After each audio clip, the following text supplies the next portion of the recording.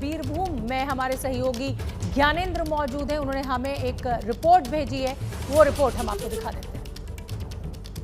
पश्चिम बंगाल में आज अंतिम चरण में 35 सीटों में मतदान हो रहा है और जो पूरे चरण को कवर करके मैंने ये समझा है बंगाल में कि परिवार के साथ बैठकर रात को ही प्लानिंग हो जाती है कि ये रहा आपका मतदाता परिचय पत्र और इस बूथ में यहाँ आपको वोटिंग करनी है। क्योंकि जो तस्वीर मैं देख रहा हूँ वो यही है कि ये प्लानिंग तो एक दिन पहले की ही होती है, क्योंकि सुबह 5 बजे उठकर और जाना है मतदान केंद्र में और सबसे पहले वोट करना है। सबसे पहली जिम्मेदारी मतदान करने की है। ये पश्चिम बंगाल में हर चरण में मैं ये देख रहा हूँ कि लोग पहली जिम्मेदारी अपनी केवल मतदान को मानते हैं और ये लाइन उसी का गवाह है कि लोकतंत्र के इस पर्व में हर कोई कोरोना के खतरे को देखते हुए हर चेहरे पर आपको मास्क दिखेंगे, लोग दूरी जितनी हो सकती है वो मेंटेन कर रहे हैं और यहाँ पीछे आप देखेंगे दूर दूर खड़े भी हैं।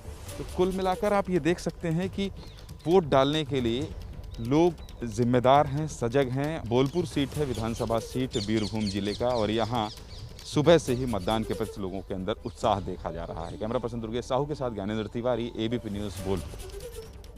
और हमारे साथ वरिष्ठ पत्रकार प्रदीप सिंह जी भी लगातार बने हुए हैं। हमारे तमाम रिपोर्टर्स इस समय फील्ड में मौजूद हैं जो पल पल का सबसे पहला अपडेट हम आप तक पहुंचा पा रहे हैं, वो हमें तस्वीरें भी दिखा रहे हैं। प्रदीप सिंह जी, जिस तरीके से कोरोना का डर है और कोलकाता में हर तीसरा आदमी जो है वो कोरोना पॉजिटिव निकल रहा है, जो टेस्टिंग के लिए पहुंच रहे हैं, तो चिंता बहुत बढ़ी हुई है। लेकिन कहीं ना कहीं एक राहत की सांस भी आज अधिकारियों के बीच में, मतदाताओं के बीच में जरूर होगी कि अब ये मतदान खत्म और अब 2 मई को नतीजे आ जाएंगे।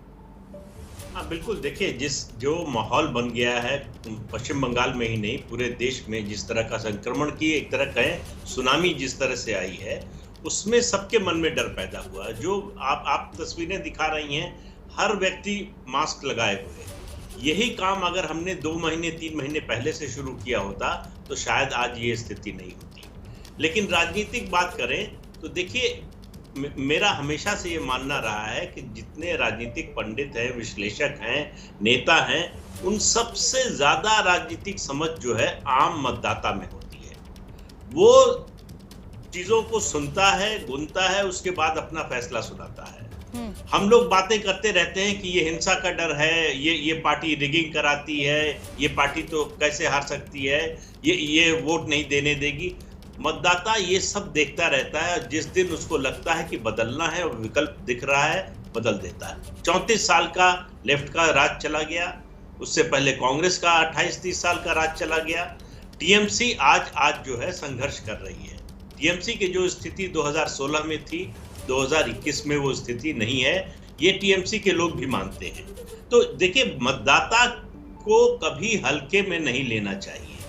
आम जनता जो है उसकी राजनीतिक समझ, उसका जिसको कहते हैं कॉमन सेंस अंग्रेजी में जो शब्द है, वो जितना उसमें है शायद हमारे नेताओं में नहीं है, या बाकी जो विशेषज्ञ हम लोग बोलते हैं उनमें भी शायद उस तरह का नहीं है जितना आम मतदाता में है।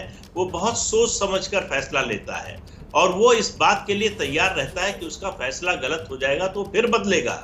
ये चिंता उसको नहीं होती कि ठोकते बजाते ही रह जाएं। मैं सहमत हूँ आपसे प्रदीप सिंह जी। इस देश का नागरिक जो है वो बहुत समझदार है, उसको क्या चाहिए वो एकदम जानता है और अपना जो मतदान करता है वो अपने मुद्दों पर करता है। नेता चाहे कुछ भी कहे मंच से खड़े होकर, लेकिन जो गांव का मतदाता है, शहर का मतदाता है, उसे अच्छी तरह अपने मुद्दे पता है कि उसे किस मुद्दे पर मतदान करना है।